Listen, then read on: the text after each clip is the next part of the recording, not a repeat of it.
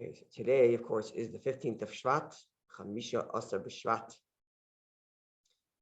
associated with the celebration of trees, known as New Year's for the trees. So before we begin, just to clarify, so we understand where we're going and what we're doing. So to start with, we should note that the New Year's for trees is inherently and at its core a halachic designation. Specifically, there are obligations that one has to tithe produce that one produces. And there's a 7-year cycle ending with Shemitah, with the 7th year when the ground is to rest. And each year of the 7-year cycle, one is obliged in certain tithes. Certain tithes are the same always. The tithe that goes to the Kohen and then to the Levi. And then beyond the tithe to Levi, there is different tithes, and depending on the year, either one takes a tithe and takes it to Jerusalem, or one gives it to the poor person. So every year the tithe is somewhat different. And therefore you have to have a demarcation to decide what date what's the cutoff line to say all the produce before this date belongs to the year before, and all the produce after that date belongs to the year that follows. Sometimes it'll change what type of tithe. In addition, one cannot give tithe from one year to the next. Meaning each year's produce must be given 10% of that year's produce. So it's a halachic designation to know when the beginning of the year is for each type of produce. So each kind of produce is its own day in the year, which will demarcate that year's produce, and thus all the tithe that belongs to all the produce produced before that year, and then all the produce that before that date for the previous year, and everything that was produced after that date for the coming year. And it very much depends on the manner in which these items grow. That changes when the New Year's is, and trees, the New Year's is on the 15th of Shvat. It's actually a dispute in the Gemara if it's the first day of Shvat or the 15th day of Shvat, then we rule that the 15th day of Shvat. So on the basic level, the New Year's for trees is a halachic designation to inform us when the preceding year concludes for the tithe of that produce, and the new year begins for the new tithe for the new year. However, it's become expanded to celebrate kind of more than that. And all items related to trees and fruits have become associated with this day in Torah and in Jewish practice. And in that vein, it's become the custom that on this day people eat fruits, and people derive lessons from trees and fruits. And those who are more Kabbalistically inclined, the Dvarim, have a whole seder, have a whole order of eating the fruits, specifically the fruits that are associated with the land of Eretz Yisrael, the seven species, 5 of which are actually fruits. 2 is grain, right? Wheat and barley, and then dates, olives, figs, pomegranates, and I'm missing one more. Dates, figs, olive, grapes, pomegranates, and what did I miss? I have them all. Oh, those are all. Wheat and barley, the other 2. Yeah. So it's become a day associated with fruits and trees in general. So in that vein. Did you say figs? Yeah, so figs. That was the one I was missing. Yeah. Okay. So in that vein, what's often done is one studies and one derives lesson from trees and fruits, specifically because the verse actually compares man to a tree. And that's what we're focusing on here today. That verse, which compares man to a tree, we'll read through it on a number of levels. The simple basic meaning of the verse, what the verse is telling us, Jewish law that's derived from that verse in practice till today, and then the Gemara's insight in how to read that verse in a non-literal way, which opens up the door for other deeper interpretations to this verse. So this is where we're going, just to give us an overview of what we're trying to do today. So let's begin. So as you see here, I put on the bold at the top, it says pshat, meaning the basic level of this verse, which compares man to the tree. So we can read it in English or in Hebrew. When you wage war against a city, and you have besieged it for a long time, to fight with it, and to capture the city, So you're surrounding the city. Excuse me. So I'm just going to get myself a glass of water here. So it's the laws of war, right? We're surrounding a city to capture the city. And in doing so, often the case is that the army that's besieging the city will clear the area of trees and growth and whatnot. So that way, if someone escapes from the city, you have a clear view of what's going on. If the city is hedged in by trees and forest and all that kind of stuff, then it becomes very easy for someone in the city to escape, ruining the point of your siege. So that's common practice. They would clear the field around the area, giving them an open view of what's going on. No one can come in, no one can go out, and they lay siege to the city. So says the Torah in command for how we to wage war, you must not destroy the trees in the surrounding area around the city. Wielding the axe against them. You should eat from the trees, but you may not cut them down. And here's where the verse compares man to a tree. But actually, the way the verse compares man to the tree on the basic level is actually to say that man is not like a tree. As the verse reads, are the trees of the field a human? To withdraw before you into the siege of the city? What did the trees do wrong to you? Why are you cutting them down? So the verse actually is telling us that trees are not like humans on the basic level. The verse is telling you, is a man a tree? What did this tree do wrong to you? You're fighting against humans. You're fighting against this enemy of yours for whatever reason. But the tree is innocent. Why are you cutting it down? So this is the basic meaning of the verse. And Rashi explains, as Rashi writes, right, the verses themselves don't have question marks. So Rashi tells us to put the question mark, right? Is man a tree of the field? So we have to put the question mark in, and that's what Rashi does for us. And it comes down to the word key. The word key, which has a number of translations, and very often Rashi would tell us which translation to use. Sometimes key could be because. So if you didn't know this without Rashi, who helped us understand this verse, you might read the verse, because a man is a tree of the field. So Rashi tells us, no. Key has here the meaning of possibly or perhaps, meaning, is the tree the man of the field? Perhaps a man who is able to withdraw within the besieged city from before you? Like, maybe you're going to think that the tree is a person and that's why you're cutting it down? Don't think that way, it's wrong. So by taking the translation of the word key, instead of it being because and turning it into perhaps and possibly, Rashi deduces to put a question mark there and say, are you suggesting perhaps that a tree is a man and therefore he's at fault and you have to cut him down? No, don't you dare do that. That's the simple meaning of the verse. Not to cut down trees, because trees are not humans, and your enemy here is a human, not a tree. That's the basic meaning of the verse. Just as an aside, without going too much on a tangent, but the short of it is that we know, and the previous Rabbi famously articulated this, that all of human philosophy, political philosophy, social philosophy, and whatnot, all derives from Torah.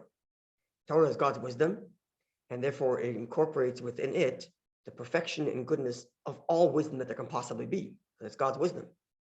And every philosophy, political, social, or otherwise, will derive the element of goodness that they have from Torah. So, in other words, let's say, Torah has all the in other words, Torah will incorporate the best of every single political system and philosophy, because the goodness in any philosophy or any political system is derived from Torah itself. Meaning, every philosophy or every political philosophy has some element or kernel of truth.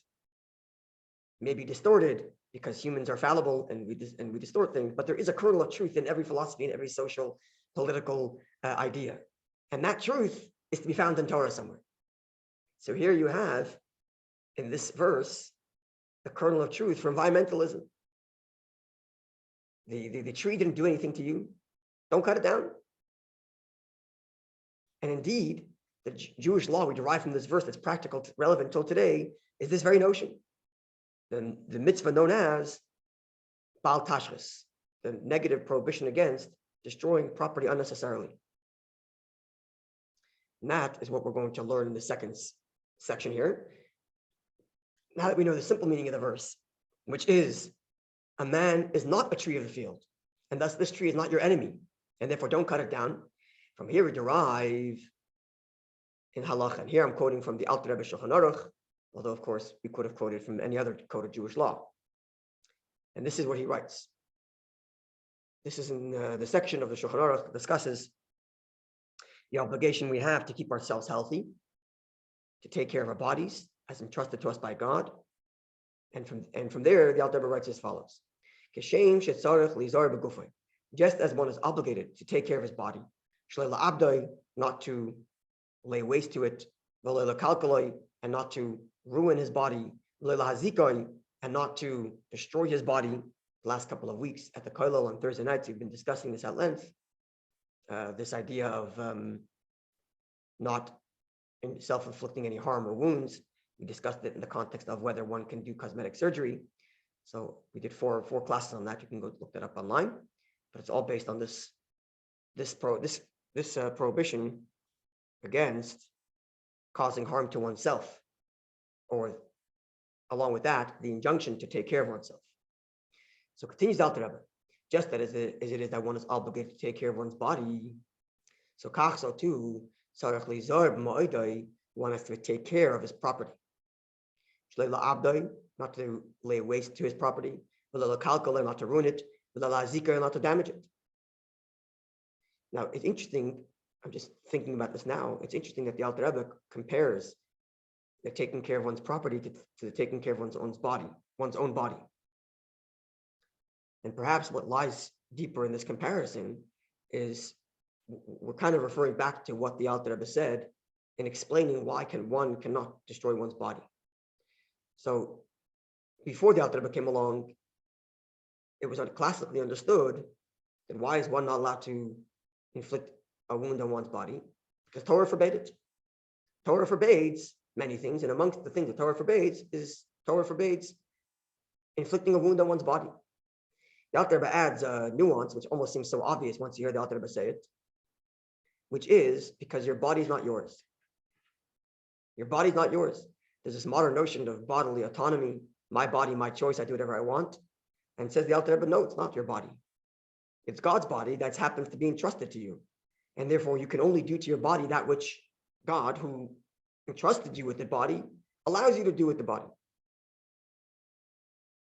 And therefore, one cannot destroy one's body because it's not mine to destroy. He says this in the context of, you may not hit a fellow man, even if the other person gave you permission, please hit me. You still may not hit him because it's not the person's body to give permission. I don't own my body to give you permission to hit it. So even if I tell you hit me, you cannot hit me because it's not my body to give you permission. This is how the Alter Rebbe frames it. So perhaps then, if the Alter Rebbe is comparing the obligation to take care of your body to the obligation to take care of your property, perhaps the Alter Rebbe is alluding to the fact that your property is not yours either. The wealth we have and the property we have and the assets we have are not ours. It belongs to God. As the verse reads, Hashem ha'aretz u'malaya, unto God is the world and everything in it, or the earth and everything in it. And therefore, whatever we have is entrusted to us. So if our body's been entrusted to us by God, it's not ours, it belongs to God, we're just the custodians of the body, and therefore we may not harm it, God forbid. So likewise with our property. Everything we own is God's, and it's been entrusted to us. We're custodians, and thus we are obligated to take care of it. So continues the Alter Rebbe, perhaps this is why he's comparing it to taking care of the body of a good day. Continues the Alter Rebbe, and therefore, the Chalav Shaber Kalim, anyone who destroys, Kalim literally means vessels, but anybody who destroys property, or Kereh Begadim, or rips clothing, or Yehid his binyan, or destroys a building, or Sois Mayan, or closes up a well, a Ma'abed Machalos, or destroys food, a mashkin or drink, or Mimayas, or he makes food disgusting to the point that it's inedible, or he just throws out money to the garbage, to waste. Makalkal Shar Kal Davar, and anyone who destroys any other thing, and here's a key, anyone who destroys any property that someone could enjoy. This is going to be key, as we'll see soon. Over Beloisa say he is in violation of a biblical injunction. Shenemar, as the verse reads, and this is the verse we read earlier. Do not destroy the tree.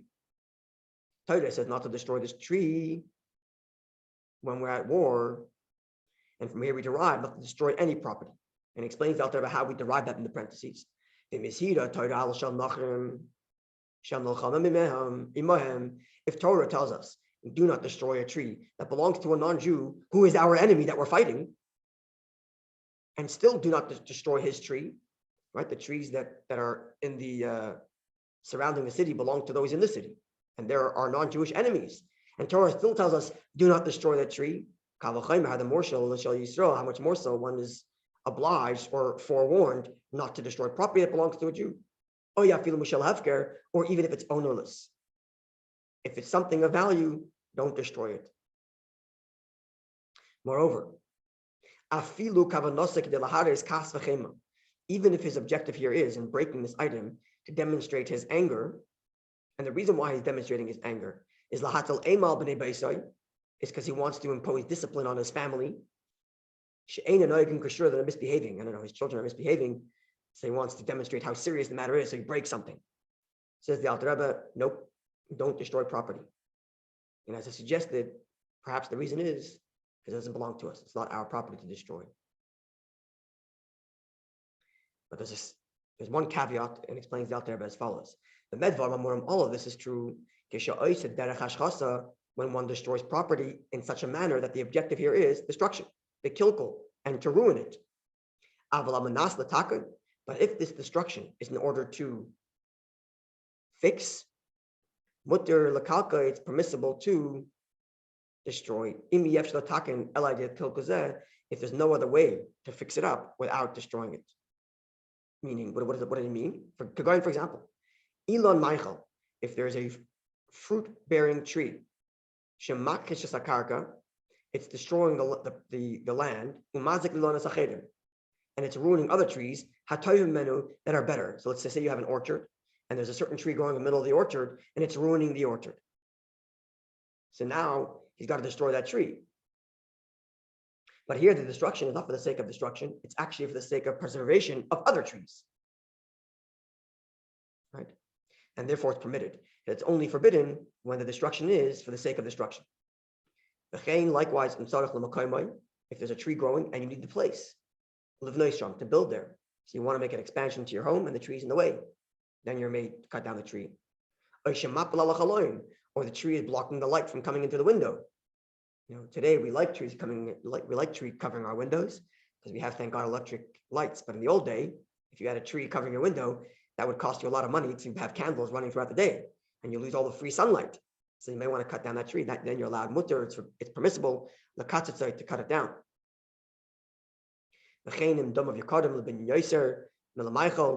Or likewise, if let's say you can sell the wood of that tree for more value than the fruit to produce. And likewise, anything similar to this that a person may cut down or destroy some property if it's the sake of some other gain that's greater than what's being destroyed. And finally, needless to say, if he's destroying his property, because it will add benefit to his person, to his body.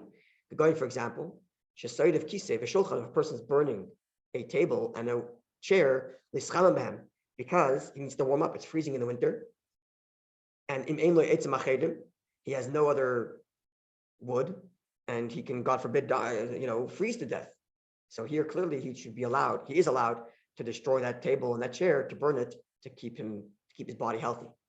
Likewise, I said, if a beged lachases tam ba'afer, or let's say he's burning a clothing to produce ashes because he wants to fulfill the mitzvah of covering the blood of a ritual that's produced from ritual slaughter, because he needs to slaughter that chicken and feed himself.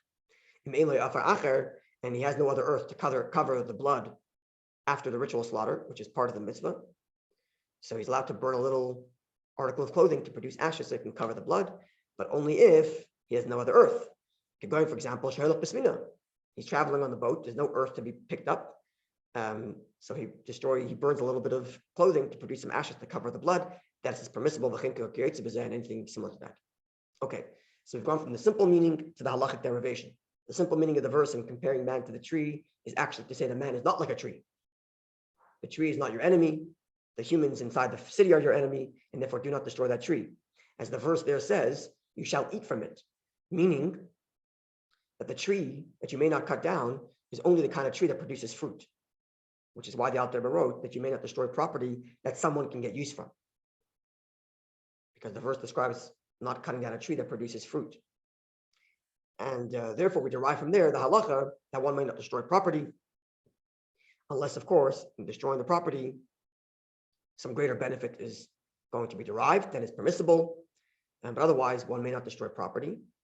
And again, perhaps it comes down to this idea in that the Alter Rebbe is comparing the prohibition against destroying property to the prohibition against causing harm to one's body, in that the reasons are the same. Our bodies are not ours. We're custodians of it, and therefore we are obliged to take care of it and forewarned from, God forbid, causing harm. So likewise, our property is not ours. We may not destroy it. Yeah, when growing up, and if during dinner time we said something not nice about the food, instead of saying it's not my taste, we said something like it's disgusting, as kids do, getting upset that whatever the food is. My mother would say, you don't talk about Hashem's food that way. Not I made it, I worked so hard, you don't talk about the food that way. It wasn't personal between me and my mother. My mother would say, you don't talk about Hashem's food that way. And like this, it became ingrained in our minds that the food and the property is not ours. This is Hashem's food, this is God's food. And you don't speak negatively about God's food. You say it's not my taste, okay, it's not your personal taste, that's fine. But God forbid, you don't speak negatively about food, this is God's food. So this is like even never mind not destroying the food, which is, as we read before, a clear prohibition. But I grew up, thank God, being told not to even speak negatively about food, because it's not mine to talk about. It's God's food, and we don't speak about God's food that way. Okay, so from here, we go to the Gemara, which expands the meaning of the verse. So even though the simple meaning of the verse, as we read before, is to say that a tree is not a human, and the human inside the city is your enemy, but not the tree, and therefore leave the tree alone. But nonetheless, the Gemara, in a drush fashion, in a sermonesque fashion, or homiletics, in a kind of extrapolative manner, the Gemara does compare the tree to the human and takes away the question mark. Instead of saying, is the human the tree of the field? The Gemara says, take away the question mark and read it straight. For human is a tree of the field. And does so not on the halachic level, obviously, but on a homiletic level to derive lessons from what a human can learn from a tree. And this is the Gemara. Gemara in Tainus, as you can see here, 7a. So we'll read it in the English. Rabbi Yirmiyah once said to Rabbi Zera, let the master come and teach a halachic discourse. So Rabbi Zera said to him, my heart is weak and I cannot strain myself over halachic discourse. I'm too weak right now. So Rabbi Yirmiyah replied to him, in that case, let the master tell us a matter of Haggadah, homiletics. Some like sermonesque idea. Tell us a nice insight. If your mind is not there and you're too weak to teach halacha, which requires lots of effort, teach us something nice. Some like sort of lesson that we can derive. An Haggadah, which does not require much effort. So Rabbi Zera said to him that Rabbi Yochanan said as follows: what is the meaning of the verse which is written, for a man is a tree of the field?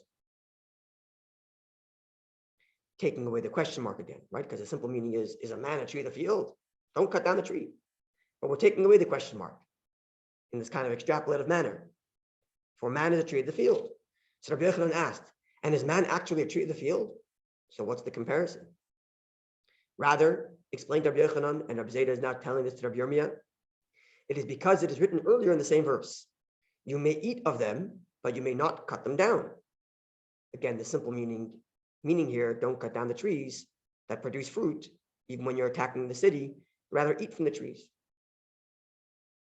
And it is written in the next verse, them you may destroy and cut down, referring to trees that don't bear fruit, those are the kind of trees you are allowed to cut down. So continues Rabbi Yochanan. This indicates that there are certain trees which may be cut, while others may not be destroyed. How so? Again, in this extrapolative manner, comparing a tree to a human, as if there are certain humans that should be upheld and you should eat from their fruit, and then there are other humans you should not eat from their fruit, you should cut them down. This is kind of the metaphor here. So says Rabbi Yochanan, if a Torah scholar is worthy, you may eat of them, but you may not cut them down. But if he's not worthy, he who may destroy and cut down.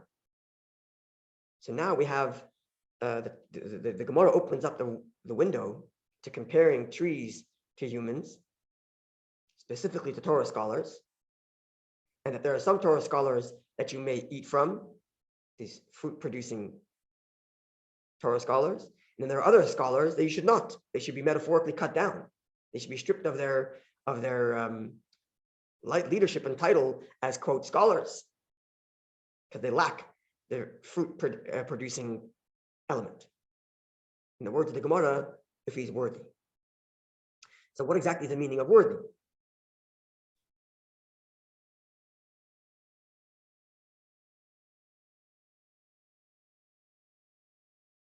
So on a simple level, it means worthy in the sense that he lives up to that which he teaches. So if a scholar is great academically, but in his personal life and his behavior, he does not match the scholarship he espouses, then don't learn from such a teacher. But if it's a scholar whose behavior, he's appropriate, he's worthy of his scholarship, he lives up to that which he teaches, then this is the kind of teacher you should indeed follow. Tosfos adds, Pirush, this means to say, when the Gemara says, Im Talmud Chacham hu hagun, if he's a worthy scholar, a scholar that lives up to his scholarship, Mimenu Toichel, from him you should eat, explains Tosfos. Pirush meaning to say, Limud Lefonov, learn from him, but him you should not cut down. What does not cut down mean? Kalemar meaning to say, don't cut yourself off from him. When the verse reads, eat from him, don't cut him down, this means learn from him and don't cut him out of your life. And don't go, don't run off to another teacher. Stay with him because he's a man who lives up to this teaching and the scholarship he espouses. But if he's not worthy, he doesn't live up to the scholarship that he espouses, don't learn from him. And that's what it means when it says cut him down. It means cut him out of your life. Because even if he has all kinds of scholarship, if he doesn't live up to his scholarship, then this is not someone you should learn from. Because we learn from the person as much as we learn from their scholarship. From the way they behave, from the way they talk, from the way they engage. It's not just a question of what they're teaching, but it's also the who is teaching. Tosfos adds, that which the Gemara says elsewhere, that one may learn from a scholar, even if he's misappropriate in his behavior. And the Gemara cites to an example. Rabbi Meir, the famous Rabbi Meir, the Gemara tells us in Tractate Chagiga that Rabbi Meir, one of the great scholars of the Mishnah, would study from a man named Acher. Acher was a great scholar who left the path of Judaism, which is why he's referred to as Acher, the other, because he decided to break away. And Rabbi Meir would continue to learn from him because of his scholarship, even though he was an inappropriate scholar. So this seems to contradict the Gemara here. Here the Gemara is telling us that if he's not an appropriate scholar, he doesn't behave, don't learn from him. And then we learn that Rabbi Meir did learn from scholars who were inappropriate. So it says the Gemara, Hainu dafke Talmud Chacham. Only someone who himself has reached a certain level of scholarship, Yachal Limud Lefanav, may learn from someone who's an inappropriate scholar. Because he won't learn from his behavior.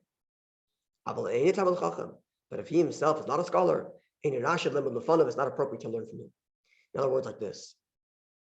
There's a certain point in which a person matures in his scholarship where he can differentiate between the message and the messenger.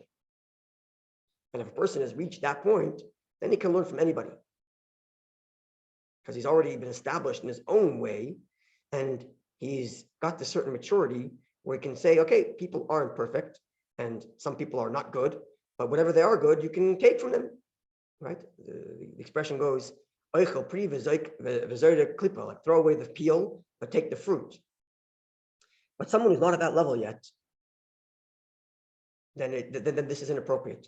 And perhaps we can say it's something as simple as when you're looking for to hire a teacher for children, especially. So the children absorb from their teacher much more from the way the teacher behaves than from what the teacher says. But yeah, a child's very impressionable. The world is very black and white. It's very clear. There's no gray area, but maybe somewhat could be. That doesn't exist for a child. For a child, it's black and white. It's good or no good.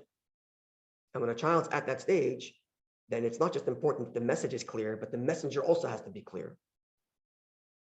In the formative years of a young student, it's extremely important that the student derive strength from the teacher's character.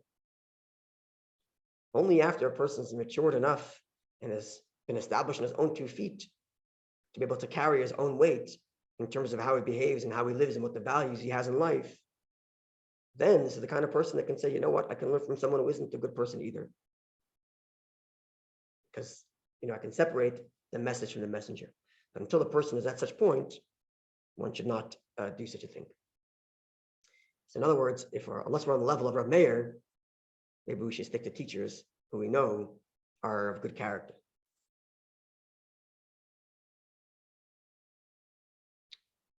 Okay, I'm going to stop over here. And God willing, tomorrow we will continue, because there's still a little bit more to do. And we're going to get into some Hasidic insight, other layers of Hasidic insight, and how we can compare humans to the tree, as the Gemara opened up the window for us, that it's not just, the Gemara took away the question mark. And instead of saying, is a man a tree, the field, that's not the same, we've been told, the window's been opened now, that we can actually compare man to a tree, and thus we'll get 2 more layers of deriving insight from the tree. And God willing, we'll get to that tomorrow. Thank you. Bishvat, everybody. Yeshikoach, Rabbi. All to Bishvat Sameach. Take care. Amen. You too, Judge. God bless. Thank you. Bye-bye. Drive careful. Bye.